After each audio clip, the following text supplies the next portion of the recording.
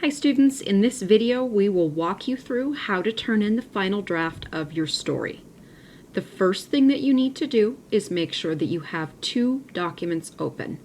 The first document is Narrative Drafting Space. This is the document where you've been working on your story.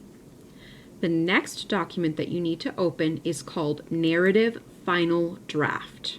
This is a new document where you're going to paste in your final draft so that you can turn it in. Both of those documents can be found in Google Classroom. All you need to do is open up Classroom, go to your English class, go to Classwork, and then scroll down to the section titled Writing Materials. Narrative Drafting Space is here. Narrative Final Draft is here. Please pause this video to open up both of those documents.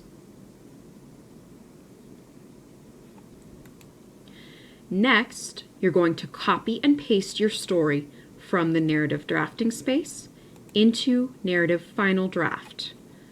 To do this, go to your story in Narrative Drafting Space, highlight the entire story using your mouse, right-click on that text, and then click the button that says Copy.